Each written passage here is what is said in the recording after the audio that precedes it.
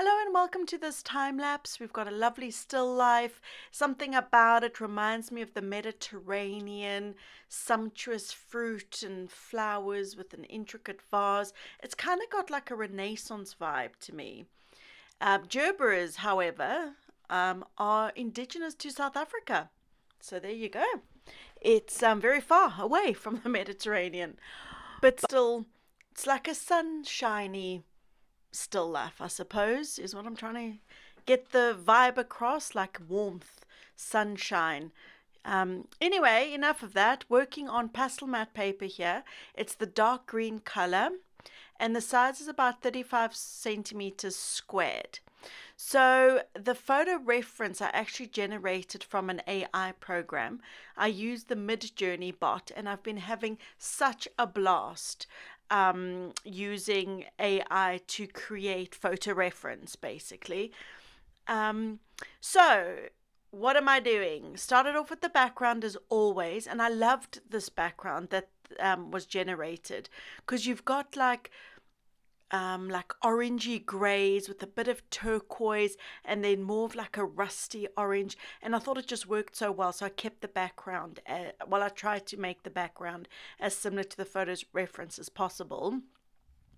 Then starting off with the flowers, just using a mixture of Giraud's, pastel pencils, and just filling in those flowers, really looking at the photo reference, trying to match my colors, because what I absolutely adored was the whole color scheme of this. I wanted to paint something that was pink and orange. I thought that was just such a lovely color combo, and then of course your navy blues and gray blues work beautifully with orange, so in the vase you've got those blues. I just think the color combination was a hit. I absolutely wanted and had this urge. I don't know if you ever get this urge. You're like, oh, I want to paint a forest, or oh, I want to paint something pink. So that was my urge. And the inspiration for this whole piece was I wanted something pink and orange. And also, I love history. So when I'm not doing a live demo, I will often be listening to history podcasts.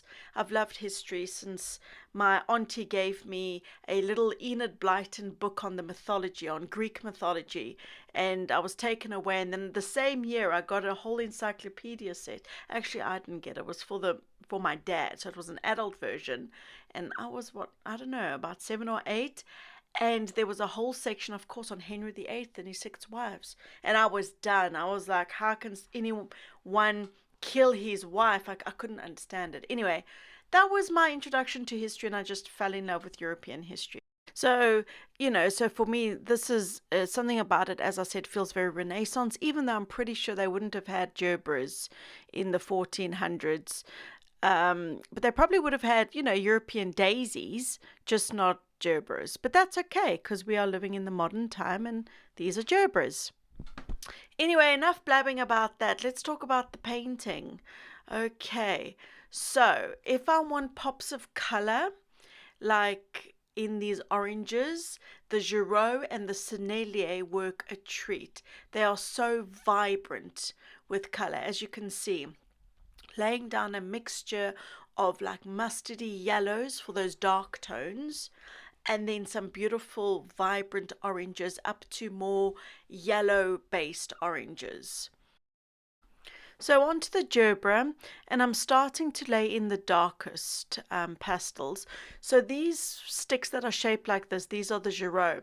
And I've got 2 sets of 50. I've got the Tropicala set, and I've got the floral set from Daniel Keyes.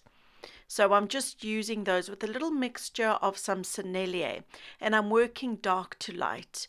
Oh, that's a little bit of rare earth. I always call them rare earth. They're not a band. I mean, rare earth is a band, but the name is blue earth. So I always call them rare earth because I grew up with rare earth, not blue earth. Anyway, grew up with the band, not the pastel brand. So can't get that in my brain.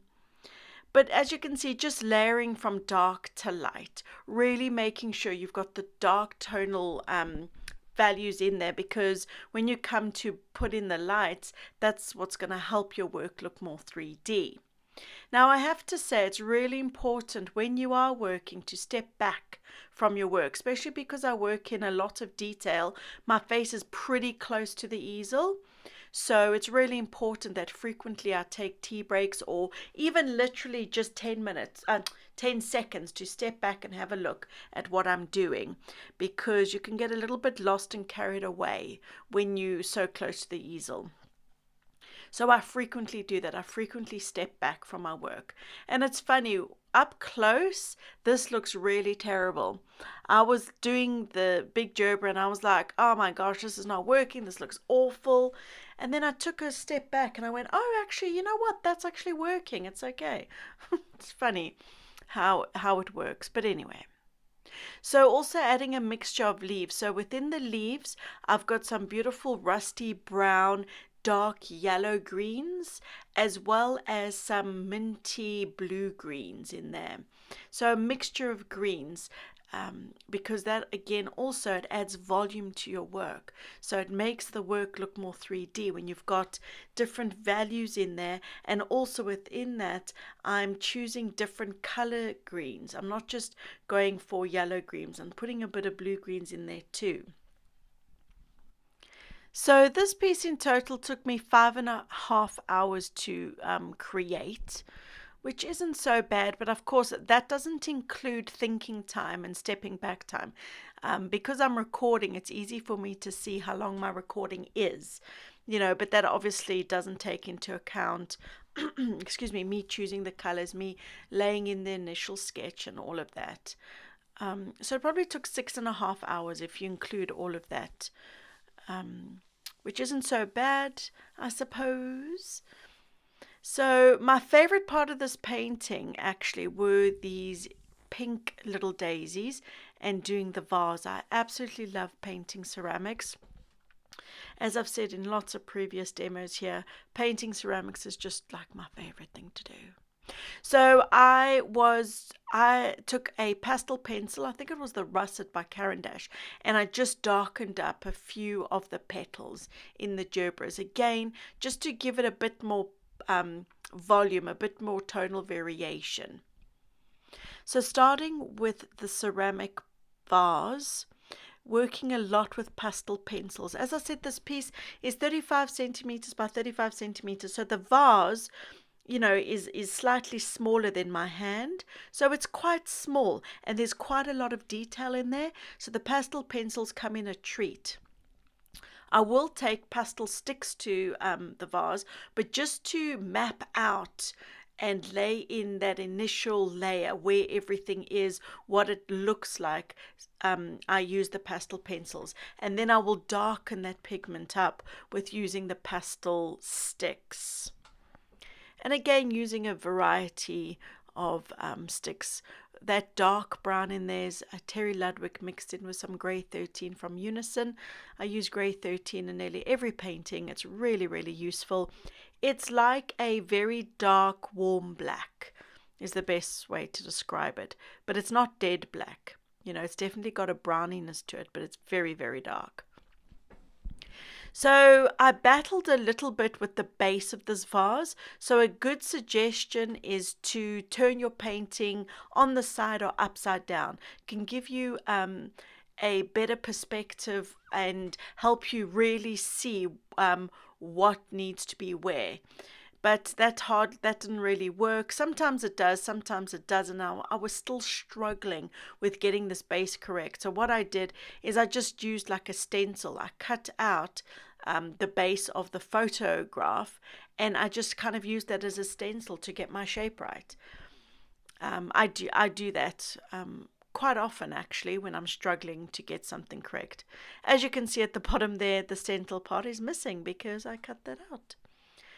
I would say use whatever you need to do in order to get your painting the way you want it to look. So that's my little quick hack. And it's quick, like you saw. It's quick, quick, quick. You're not wasting tons of time drawing and stuff. It's quick. I'm quite impatient. I like to just get stuck in with the pastels and then finish the work and move on to the next, which is probably not such a great thing. And I need to learn to slow down. But anyway. So you can see this just came alive quite quickly with the different variations. So you've got the light coming from the left. So the right side is more in shadow, but you've got to gradiate between the light and the dark. So you can see there's different colors in there. I had like gray blues, then more to like browny, orangey blues, and then the very dark browns and dark oranges. So carrying on working with the flowers, working how I work dark to light, tweaking here and there with some of the pastel pencils. Because when you lay down some pigment from a pastel stick, you can just use your pastel pencil just to kind of move the pigment more into place for those details. And I added if you look on there, I don't even know what they really are. They're like little currants of some sort. And I chose to keep those and I added those in just for a little bit of interest. Otherwise that whole section would have just been green leaves, and I think the berries cut it up a little bit, or currants. I think they're probably currants actually. So this little flower here that I was just busy with, that orange one, that is definitely in shadow, and I found it a little bit tricky. At first, it was too vibrant. So you'll see I'll have to go in with darker tones and not as vibrant tones would have been better, because when something is in shadow, it's not as vibrant as if it is in the light. We're looking at this now. I'm looking at that orange flower and I'm like, I needed to have not taken it. I needed to desaturate the color a little bit because it's too vibrant. Anyway, that's just a observation that I'm making now from looking back at the work doing this time lapse. But really, that orange flower is too orange. It needs to be desaturated. So here we are, adding in the little details on the bottom. We've got those little curranty jobs, and I am adding a whole mixture, red, brown, some greens, some yellow, some orange, and I'm constantly tweaking as I go along. The shape of the vase, the background. I really enjoyed doing the table, and I decided to leave in the detail on that ridge because, again, there's quite a lot going on, but I think having a detailed ridge like that just helped the painting. I don't know, if it was just plain, it would also work, but something about the little ridging, I think, just added a little bit of something to it. So I massed in the grapes rather than painting them individually, each grape. I did one big massing in with very dark Terry Ludwig. It's like a very dark, vibrant purple. I use quite a lot of these purples from the Dark Intense 2 range. They work a treat when you want to paint grapes or plums. It's a really good set to have. And also to bring in some of that translucent, like light is hitting some parts of the grapes, bring in some reds and oranges. As you can see, it just helps it give that translucent quality to the grapes.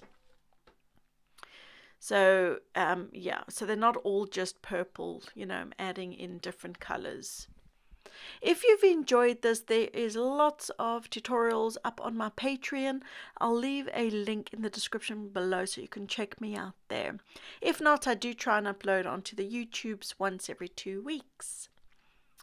But there's just a few seconds left. I will say bye for now and see you next time.